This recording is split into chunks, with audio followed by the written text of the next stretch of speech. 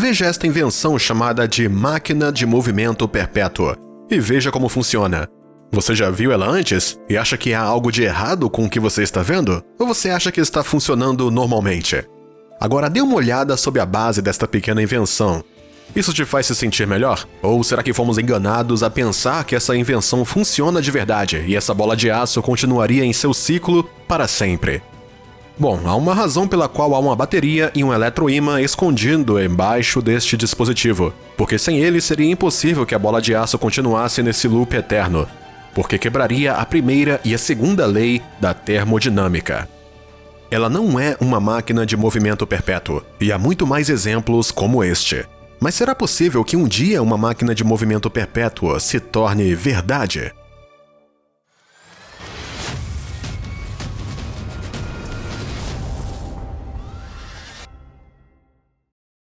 Antes de chegarmos às invenções realmente interessantes, é importante compreender as leis que uma máquina de movimento perpétuo quebraria. Uma máquina de movimento perpétuo, em teoria, seria um dispositivo que poderia continuar a funcionar infinitamente sem qualquer perda de energia, o que significa que funcionaria com 100% ou maior da eficiência. Dito isso, a primeira lei da termodinâmica, ou lei da conservação da energia, afirma que a energia não pode ser criada ou destruída, mas apenas transferida para outra coisa. Um bom exemplo disso é o pêndulo de Newton, que muitos de nós já vimos antes. Mostra a conservação do momento e a conservação da energia com o impacto e o balanço das esferas de aço suspensas por arame ou cordas. O oscilar e clicar continuamente disso é prova da lei de conservação da energia de Newton, que afirma que a energia não pode ser criada ou destruída. Ela simplesmente muda de forma. E é por isso que não é uma máquina de movimento perpétuo, porque as bolas de aço perdem energia para muitas coisas.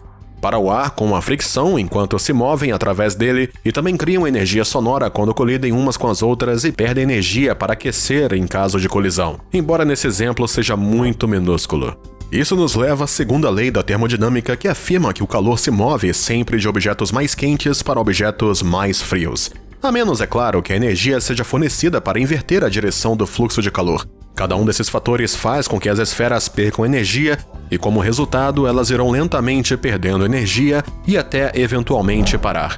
Para que exista uma verdadeira máquina de movimento perpétuo, a energia teria que permanecer dentro da máquina ou ser um dispositivo fechado. Um dispositivo que funciona inteiramente sem qualquer fricção, qualquer fonte externa e teria de existir num vácuo para que não houvesse pressão atmosférica sobre quaisquer partes móveis. Se isso parece impossível, é porque de fato é. No entanto, há algumas invenções por aí que vamos analisar, que são uma das tentativas mais impressionantes de construção de uma máquina de movimento perpétuo. O relógio Beverly é uma dessas invenções. Fica dentro do Departamento de Física da Universidade de Otago, na Nova Zelândia. O relógio foi inventado por um homem com o nome de Arthur Beverly. Aos 14 anos, Arthur se tornou um relojoeiro aprendiz, era um fabricante de lentes muito hábil e fez um conjunto de lentes de microscópio para a Universidade de Aberdeen. Mudou-se para a Nova Zelândia, onde abriu o seu próprio negócio de relojoaria em 1858. Foi lá que começou a trabalhar na sua invenção e, 6 anos depois de abrir o seu negócio, completou seu trabalho num relógio maravilhoso e muito diferente. Uma vez concluída a sua invenção, ele deu corda no relógio em 1864. Essa é a única vez que foi dada corda para iniciar ele, e tem estado funcionando desde então. Até hoje é uma das experiências científicas mais longas do mundo. Então, como é possível que um relógio mecânico possa funcionar continuamente durante 158 anos sem que alguém desse corda nele mais uma vez? Bom, essa afirmação não é totalmente exata. Embora o relógio ainda esteja funcionando, houve momentos em que ele parou. Apesar do fato do relógio poder teoricamente funcionar para sempre sem ter que levar corda de novo, ele depende de uma fonte externa de energia. E não há pilhas escondidas no caso. O relógio funciona sob pressão atmosférica graças a uma caixa hermética no seu interior que se expande e contrai devido às mudanças normais de temperatura que ocorrem ao longo do dia. As mudanças de temperatura criam pressão num diafragma que levanta um peso de 450 gramas. Quando a temperatura diminui, o peso desce e então o relógio recebe energia. Com uma variação de temperatura de apenas 6 graus, que é necessário para levantar o peso de apenas 1 polegada, então o relógio levará a corda. Mas às vezes isso não acontece e o relógio simplesmente para. Quando a temperatura muda, o relógio começa a funcionar de novo, sem levar corda manualmente. Claro que o lado negativo disso é que o relógio terá perdido tempo, e então a sua hora terá que ser manualmente corrigida novamente. Não é um verdadeiro sistema fechado e, portanto, não é uma verdadeira máquina de movimento perpétuo. É, contudo, um exemplo mais próximo de um que temos. Ainda assim, o relógio Beverly é um desenho brilhante para o tempo e o primeiro relógio atmosférico de sempre no mundo.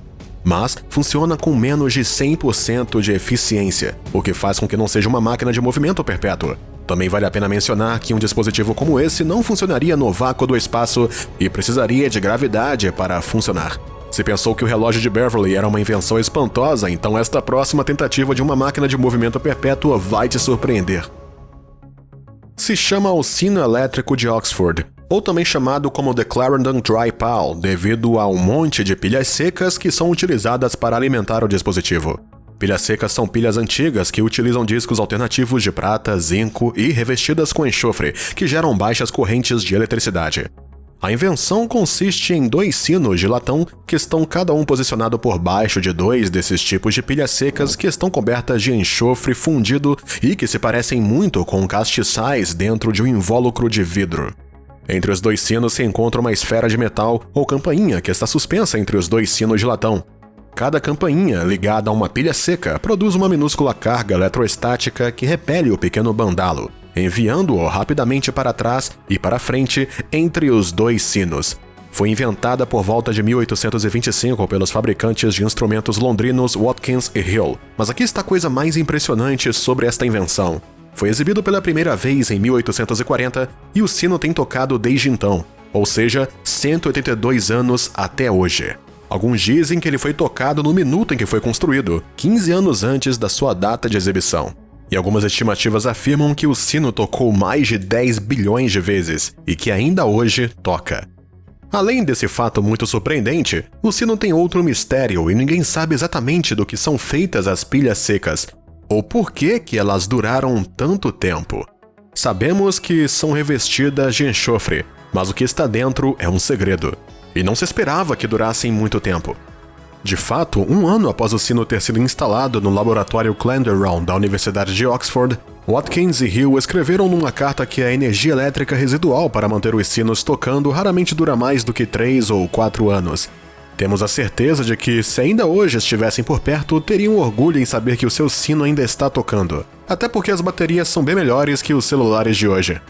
Os investigadores estão agora à espera de que a campainha pare de tocar para que possam abrir as baterias e descobrir exatamente como foram construídas, isso é, se a campainha alguma vez parar de tocar. Uma invenção incrível, mas é uma máquina de movimento perpétuo? Pode-se dizer que é outra invenção próxima, mas não exatamente aquilo. É porque as pilhas vão acabar morrendo algum dia, ou o sino irá quebrar primeiro.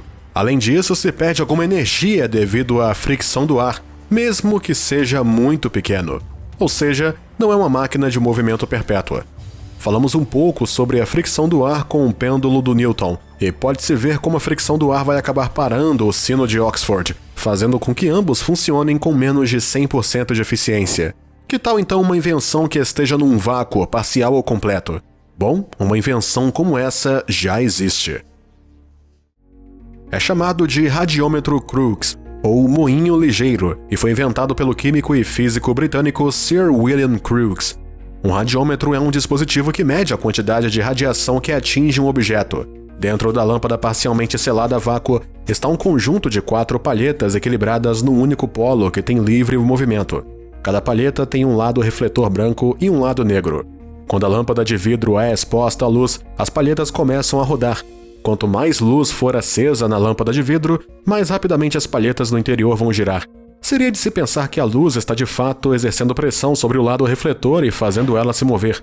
No entanto, a verdadeira pela qual as palhetas no radiômetro Crookes giram é algo chamado de transpiração térmica. Então o que acontece é que quando se acende uma luz sobre a lâmpada, o vidro aquece e emite radiação infravermelha invisível, e o lado preto das palhetas quadradas capta mais radiação do que o lado branco, e com isso, a transpiração térmica faz então girar as palhetas.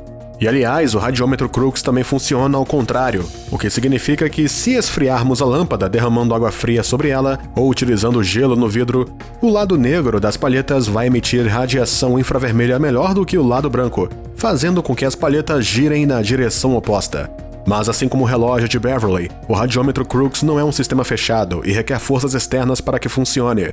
Ou seja, também não é uma máquina de movimento perpétuo.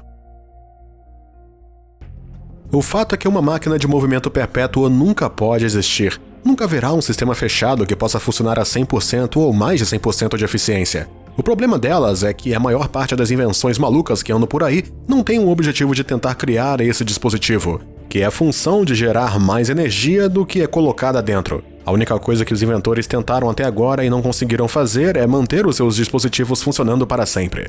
Mas há algo na natureza que viola a conservação de energia: os buracos negros. Os buracos negros produzem mais energia do que consomem, violando assim a conservação de energia. Assim, teoricamente, o aumento da massa dos buracos negros causado pelo acoplamento cosmológico poderia ser utilizado para criar máquinas de movimento perpétuo. Digamos que o grande colisor de hadrons é utilizado para criar um buraco negro em miniatura. Esse buraco negro se evaporaria rapidamente, mas quando isso ocorresse, a massa seria um pouco maior do que quando foi criada, gerando uma produção adicional de energia. Tal máquina poderia utilizar a expansão do universo para obter uma produção de energia pura, o que seria equivalente a uma máquina de movimento perpétuo. Poderíamos estar realmente perto de descobrir isso, uma vez que, ainda recentemente, os cientistas criaram um buraco negro criado em laboratório que começou a brilhar após a simulação de um horizonte de eventos. Até lá, teremos que nos maravilhar com as muitas tentativas e invenções estranhas utilizadas por aqueles que afirmam ter feito uma máquina de movimento perpétuo.